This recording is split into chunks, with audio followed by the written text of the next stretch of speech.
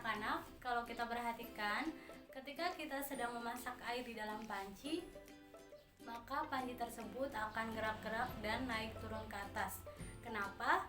Hal ini dikarenakan tekanan yang ada di dalam panci tersebut lebih besar daripada tekanan yang ada di luar panci.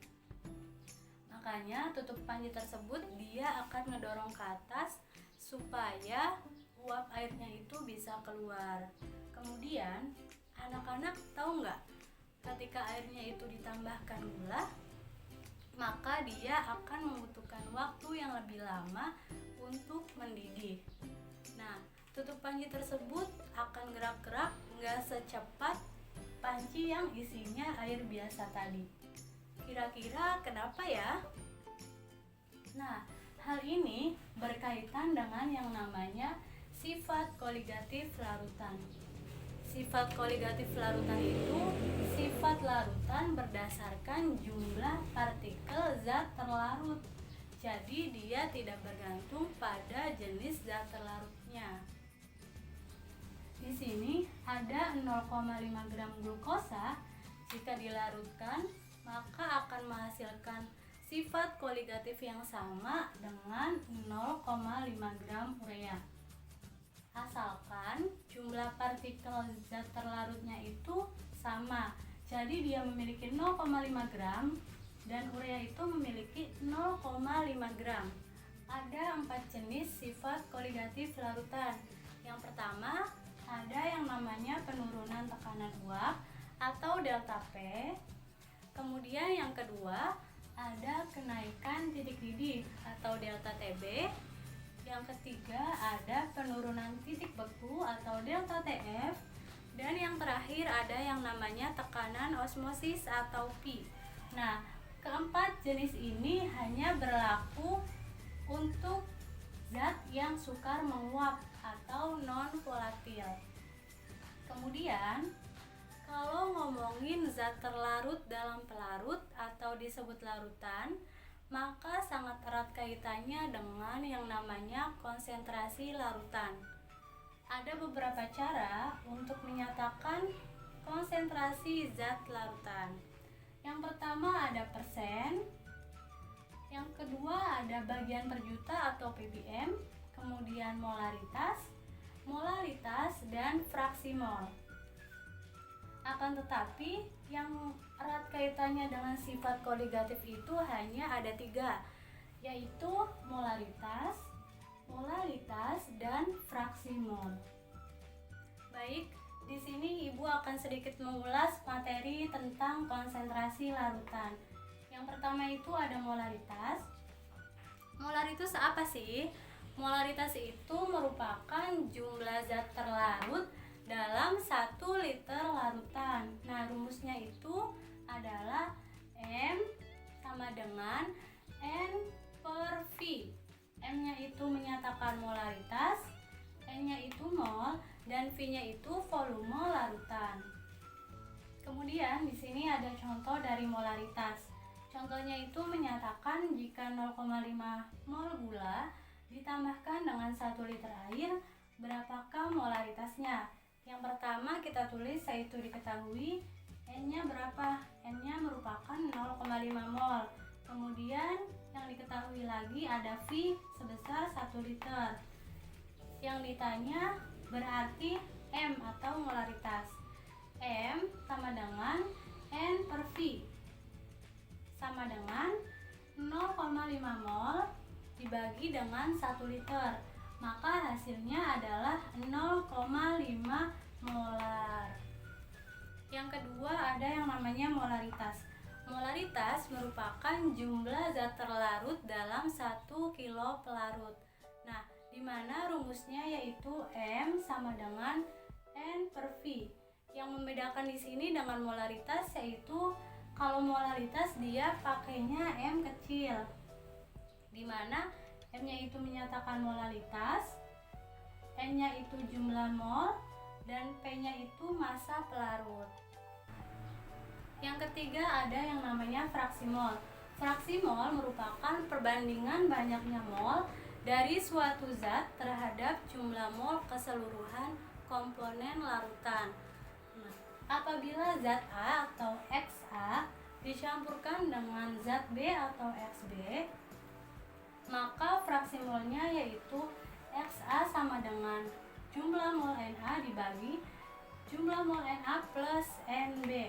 Kemudian kalau mencari XB-nya, rumusnya yaitu XB sama dengan Nb dibagi jumlah mol A plus jumlah mol B. Nah, kalau udah dapat fraksi mol A sama fraksi mol B, apabila keduanya akan dijumlahkan, maka rumusnya menjadi XA plus XB sama dengan 1. Di sini XA-nya sudah diketahui, kita akan mencari XB. Maka rumus yang kita gunakan yaitu XB sama dengan 1 dikurang XA. Oke anak-anak, kita kembali lagi ke materi yang sebelumnya yaitu sifat koligatif larutan. Nah, misalnya ada sebuah mangkuk yang diisi dengan air dibiarkan begitu saja di ruangan terbuka, apakah yang akan terjadi? Kemudian, ada pakaian basah yang dijemur di bawah sinar matahari, lantas pakaian tersebut menjadi kering. Ada yang tahu hal itu terjadi kenapa? Nah, hal ini terjadi berkaitan dengan yang namanya penurunan tekanan uap yang merupakan salah satu sifat koligatif larutan, di mana mangkuk yang diisi dengan air dan dibiarkan begitu saja di ruangan terbuka, lama-kelamaan akan habis. Kenapa? Karena terjadi proses penguapan. Begitu juga dengan pakaian yang dijemur di bawah sinar matahari, itu akan terjadi proses penguapan. Makanya pakaian itu menjadi kering. Lantas, apa sih pengertian dari penguapan itu sendiri? Penguapan adalah proses perubahan wujud zat cair menjadi gas. Akan tetapi pada setiap zat cair itu memiliki kecepatan penguapan yang berbeda-beda. Biasanya suatu zat cair itu akan menguap ketika suhunya semakin tinggi. Nah, di sini semakin banyak uap di permukaan cairan itu, maka tekanan uapnya juga akan semakin tinggi pula. Di dalam ruangan tertutup, jumlah tekanan uap akan mencapai kondisi maksimum. Nah, pada saat itu juga akan terjadi proses kesetimbangan antara penguapan dan pengembunan. Contoh dalam kehidupan sehari-harinya yaitu ketika kita memasak air di dalam panci, ketika airnya sudah mendidih dan ditutup dengan rapat, maka air tersebut akan menempel pada tutup pancinya. Hal itu disebut dengan pengembunan. Kemudian, kalau tutup pancinya itu tidak ditutup dengan rapat, maka akan terjadi proses penguapan yang terus-menerus. Seorang ahli kimia yang berasal dari Prancis yang bernama Francois Mariraud pada tahun 1887 sampai 1888 yang mempelajari tentang hubungan antara tekanan uap dengan konsentrasi zat terlarut. Dia menyimpulkan bahwa tekanan uap larutan itu berbanding lurus dengan fraksi mol pelarut dan tekanan uap pelarut murninya. Nah, perlu diingat ya anak-anak, penurunan tekanan uap itu adalah delta P, bukan P yang tadi. Sedangkan untuk pengertian dari tekanan uap jenuh itu adalah tekanan uap jenuh pelarut murni dikurangi dengan tekanan uap jenuh larutan. Kemudian, apabila zatnya itu sukar untuk menguap, maka tekanan uap jenuhnya itu lebih besar daripada tekanan uap jenuh pelarut murninya.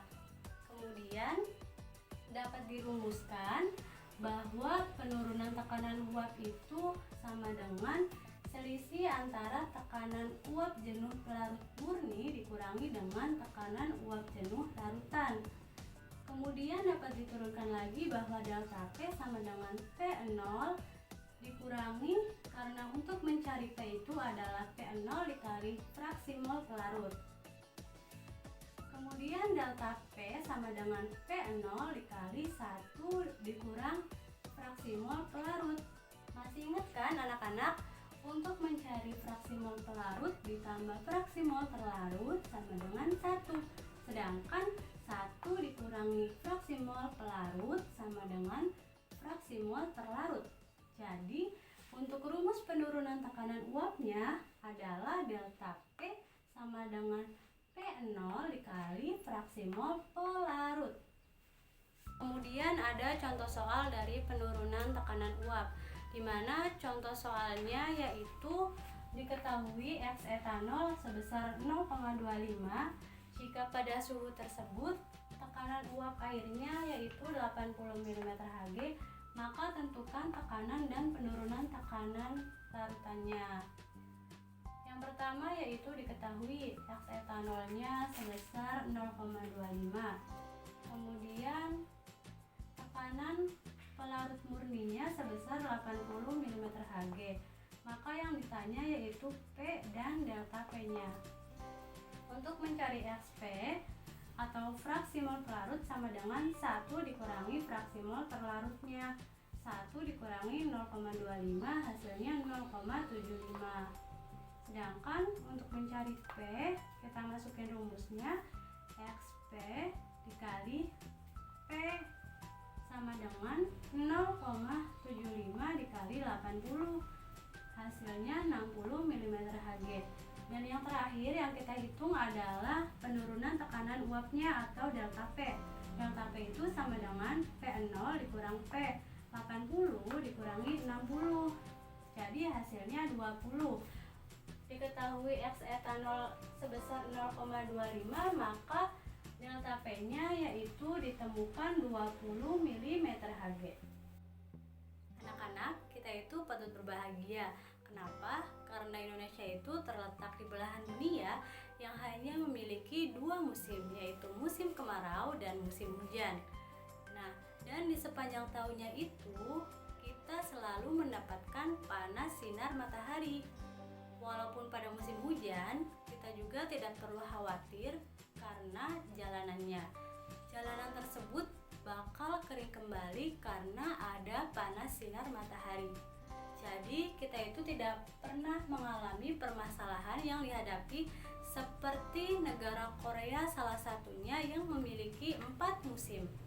Pada musim dingin, di Korea itu biasanya akan turun salju sehingga dapat menutupi jalan dan membuat jalanan itu menjadi licin.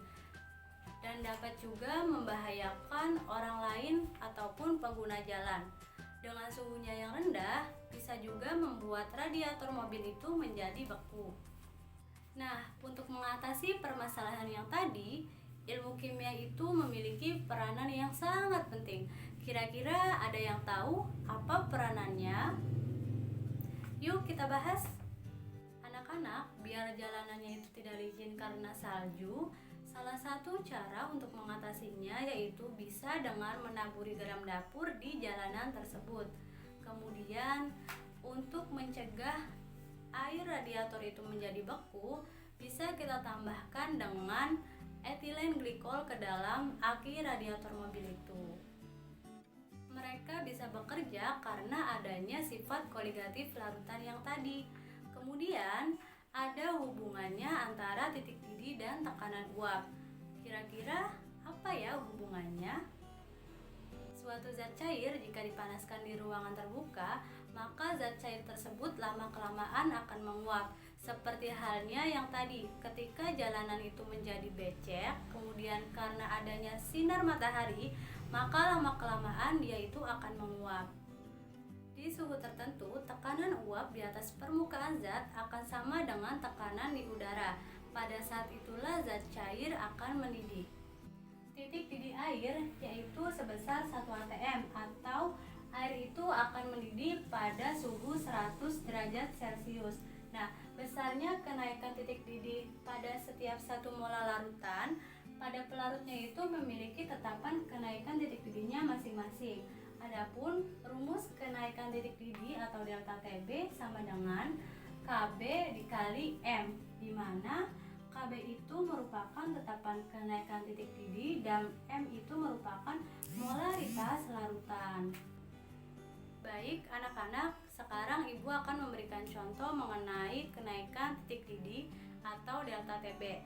Soalnya yaitu natrium hidroksida 1,6 gram jika dilarutkan dalam 500 gram air, maka hitung titik didih larutan tersebut. di mana sudah diketahui Kb-nya sebesar 0,52, ARNA-nya 23, kemudian O-nya 16 dan H-nya 1. Yang pertama kita tulis yaitu M. Diketahui dulu M-nya sebesar 1,6 gram. Kemudian P-nya 500 gram dan Kb-nya adalah 0,52 derajat. Yang ditanya apa? Yang ditanya adalah TB atau titik bekunya. Kemudian kita jawab, masukin rumus yang tadi, yaitu delta TB sama dengan KB dikali M. KB dikali gram per mr dikali 1000 per P. Nah, KB-nya berapa? KB-nya itu yang tadi 0,52. Kemudian gramnya berapa? Di sini gramnya masanya itu sebesar 1,6 gram. Ditulis di sini. Kemudian MR-nya, MR dari tadi, MR yang tadi yaitu sebesar 40. Kemudian 1000 dibagi 500. Nah, didapatlah hasil 0,52. 1,6 dibagi 40 yaitu 0,04 dan 1000 dibagi 500 adalah 2. Hasil akhirnya adalah 0,0416 derajat Celcius. Akan tetapi ini bukan merupakan hasil akhir. Kita juga harus mencari titik bekunya berapa. Maka masukin lagi rumusnya, TB sama dengan TB awal ditambah delta TB. TB awalnya yaitu 1000 ditambah 0,0416 dari yang jawaban yang di atas. Ditambahkan jadi hasilnya 100,0416 derajat Celcius. Selanjutnya sifat koligatif yang ketiga ada yang namanya penurunan titik beku atau delta TF, di mana pengertian dari titik beku sendiri yaitu suhu di mana ketika suatu cairan mulai membeku. Nah, akan tetapi penurunan titik beku ini pada konsepnya hampir sama dengan kenaikan titik didih atau delta TB. Tapi titik beku suatu larutan itu lebih rendah dibandingkan titik beku suatu pelarut murninya. Di sini ada titik beku air yaitu 0 derajat Celcius. Kemudian titik beku dari larutan itu kurang dari 0 derajat Celcius. Nah, delta TF sama dengan titik beku pelarut dikurangi titik beku larutan. Sedangkan menurut hukum Raoult, rumus dari titik beku itu adalah delta TF sama dengan KF dikali M, di mana keterangannya itu delta TF menunjukkan penurunan titik beku, kemudian M itu molaritas larutan, dan KF itu adalah tetapan penurunan titik beku. Adanya zat terlarut pada suatu larutan tidak hanya mempengaruhi tekanan uapnya saja, akan tetapi juga berpengaruh kepada titik didih dan titik beku. Pada larutan dengan pelarutnya air, kita juga dapat mempelajarinya dengan diagram fase air di sini. Diagram fase ini ada yang namanya sumbu Y, di mana dia itu menyatakan tekanan semakin ke atas maka tekanannya itu akan semakin besar. Sedangkan yang di bawah ada yang namanya sumbu X atau suhu dinyatakan dengan derajat Celcius. Semakin ke kanan maka suhunya juga akan semakin tinggi ataupun semakin besar. Kemudian ada 3 zat yang terdapat dalam diagram fase air ini. Ada padat, cair, dan gas. Ketika tekanannya tinggi, kemudian suhunya rendah, maka dia akan berbentuk padatan. Kemudian kalau suhunya tinggi dan tekanannya rendah, maka dia akan menguap dan berbentuk gas. Dari sini juga kita dapat mengetahui yang namanya delta TF dan delta TB. Kemudian yang perlu diingat, garis pelarut itu selalu berada di atas dibandingkan dengan garis yang namanya larutan. Selanjutnya ada contoh dari penurunan titik beku, di mana soalnya menyatakan sebanyak 8 gram zat A jika dilarutkan dalam 200 gram air. Jika diketahui tetapan penurunan titik bekunya atau KF airnya itu sebesar 1,86 derajat Celcius per mol dan massa molar tersebut adalah 40 gram per mol, maka hitunglah titik beku larutan tersebut. Yang pertama diketahui apa dulu? Nah, di sini diketahuinya itu masanya sebesar 8 gram. Kemudian diketahui lagi P-nya adalah 200 gram dan tetapannya atau KF-nya itu sebesar 1,86 derajat Celcius per mol. MR-nya sebesar 400 gram per mol. Maka yang ditanya adalah TF. TF-nya ini berapa? Nah, yang pertama kita cari dulu yang namanya delta TF. Rumus dari delta TF sama dengan KF dikali M, di mana KF dikali gram per MR dikali 1000 per P. KF-nya adalah 1,86 dikali 8 per 40, kemudian dikali 1000 per 200. Nah, 1,86-nya itu tetap, kemudian 8 dibagi 40 adalah 0,2 dan 1000 dibagi 20, 200 adalah 5.